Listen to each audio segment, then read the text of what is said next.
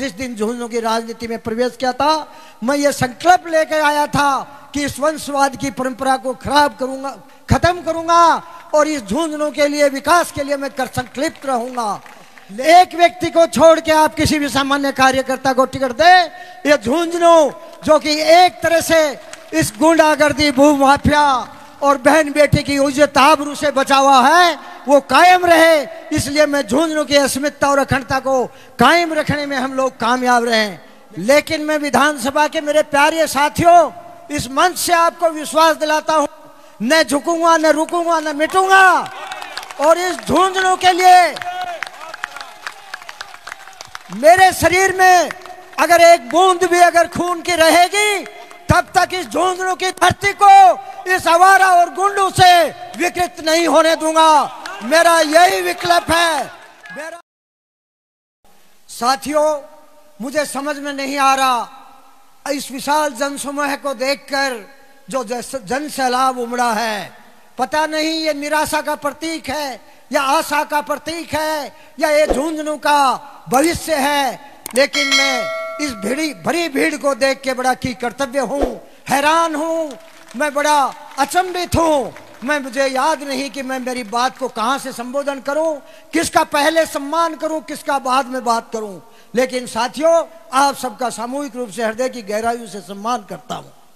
मेरे से पूर्व प्रबुद्ध और प्रखर वक्ताओं ने बहुत सारी बताई बातें।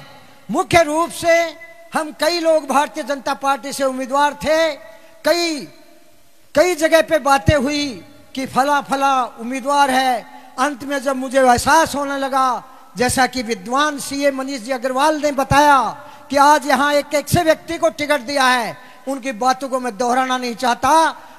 सही रूप से उन्होंने उस बात को बताया है कि एक जज यहाँ बैठे, एक जज दिल्ली में और एक कहीं और।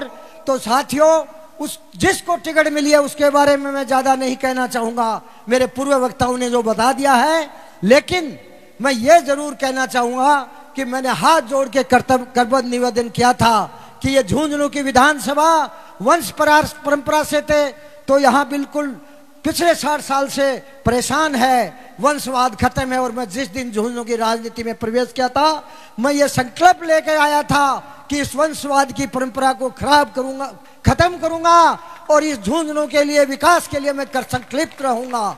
लेकिन भारतीय जनता पार्टी ने, बड़ी विडंबना है कि मेरा कुछ नहीं, आप लोगों ने जो आशा की किरण जगाई थी और इस झुंझुनू में एक नया परिवर्तन देखने की सोची थी, उसको भारतीय जनता पार्टी के उच्च नेतृत्व ने, और विशेष रूप से जैसा कि मनीष जी ने कहा, उन्होंने आपकी आशाओं पे पानी फेर दिया।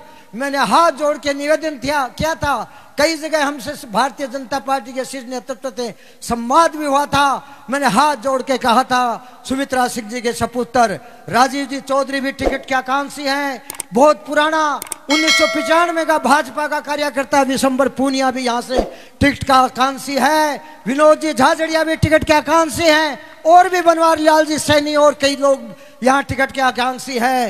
एक व्यक्ति को छोड़ के आप किसी भी सामान्य कार्यकर्ता को टिकट दे, ये झुंझुनू जो कि एक तरह से इस गुंडागर्दी, भूमाफिया और बहन बेटी की इज्जत आबरू से बचा हुआ है, वो कायम रहे। इसलिए मैं झुंझुनू की अस्मिता और अखंडता को कायम रखने में हम लोग कामयाब रहे। लेकिन साथियों, ये हमारी और आप सभी की भावनाओं पे कुठाराघात हुआ है। मुझे पता है कि आप लोग निराश हैं, लेकिन आप निराश हो सकते हैं। लेकिन मैं आज आपने इतनी बड़ी संख्या में यहाँ उपस्थित हुए, मुझे इस बात का एहसास करा दिया कि मैंने जो 5 साल में जो किया, मेरी कोई महत्वाकांक्षा नहीं थी। मैं सम्मान के लिए क्या था, आप लोगों ने मुझे जो सम्मान दिया है वो किसी विधायक और सांसद से कम नहीं है।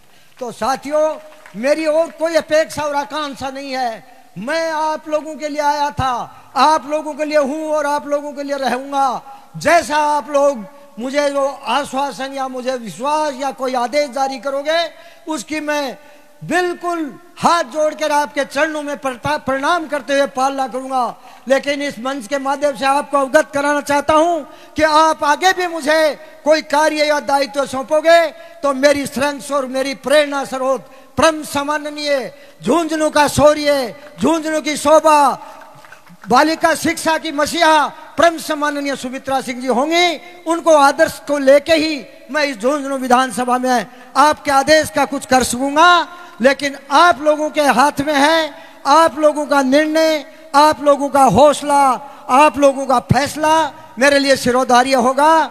मैंने जो कुछ किया नहीं किया, मैं कैसा हूं कैसा रहूंगा, इस बात का मुझे मेरे मुंह से कहने की जरूरत नहीं है। मैं भामाशा हूं, मैं बालिका शिक्षा के लिए किया, मैंने गौशाला के लिए किया, मैंने युवाओं के लिए किया, मैंने विप्र समाज के लिए किया, मैंने राम काज के लिए किया, या अन्य अन्य कोई भी सामाजिक रचनात्मक कार्य किया, मैं उसका कोई एहसान नहीं करना चाहता। मेरा एक जज्बा और जुनून है कि भगवान ने कुछ दिया है तो उसको मैं पुरुषार्थ में लगाऊं, और आप लोगों ने जो सम्मान दिया उसकी वैल्यू, जो मैंने मेरे जेब से कुछ खर्च किया है उस वैल्यू का मैं आकलन नहीं कर सकता, पता नहीं वो कितनी गुना है।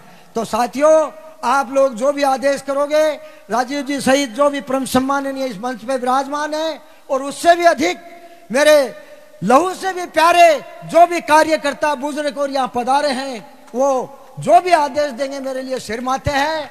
मैं आप लोगों के लिए हमेशा आपकी सेवा के लिए तत्पर रहूंगा। जैसा कि रणवीर जी डूडी ने बताया और पूर्व वक्ताओं ने बताया, और आप लोगों ने हाथ उठाकर मुझे चुनाव लड़ने का जो जन समर्थन दिया, उसके लिए मैं बहुत बहुत आप सभी का आभारी हूं। इसके अलावा एक दूसरी बात यह है कि मैं आप लोगों का इस मंच से वादा करता हूं, और मैं जिस परिवार में जन्मा हूं बहुत स्वाभिमानी परिवार है। तो जैसा कि रणवीर जी ने कहा, आपके पास कई तरह के प्रलोभन आएंगे, कई तरह के पद आएंगे और कई तरह के दबाव आएंगे, लेकिन मैं विधानसभा के मेरे प्यारे साथियों इस मंच से आपको विश्वास दिलाता हूं, न झुकूंगा, न रुकूंगा, न मिटूंगा। और इस झुंझुनू के लिए मेरे शरीर में अगर एक बूंद भी अगर खून की रहेगी, तब तक इस झुंझुनू की धरती को इस आवारा और गुंडों से विकृत नहीं होने दूंगा। मेरा यही विकल्प है, मेरा यही विकल्प है। मैं कभी पंच भी नहीं बनूं, लेकिन ये मेरा एजेंडा है कि इस वंश परंपरा, और आजकल जो वंशवाद है वो भ्रष्टाचार में भी लिप्त हो चुका है, इस वंशवाद और भ्रष्टाचार को मिटाना है। और झुंझुनू जो वीरों और सूरवीरों की स्वार्थ की धरती है, भाईचारे की धरती है, उसको मैं कायम रखूंगा। या किसी तरह का भू माफिया या और तरह का कोई यहाँ कोई गिरोह गुंडागर्दी नहीं पनपने दूंगा। इसकी अमन चैन और शांति के लिए कर सल्पूं। आप लोगों का आदेश मैं सिर माथे। आप लोगों को बहुत बहुत धन्यवाद। जय हिंद, जय भारत।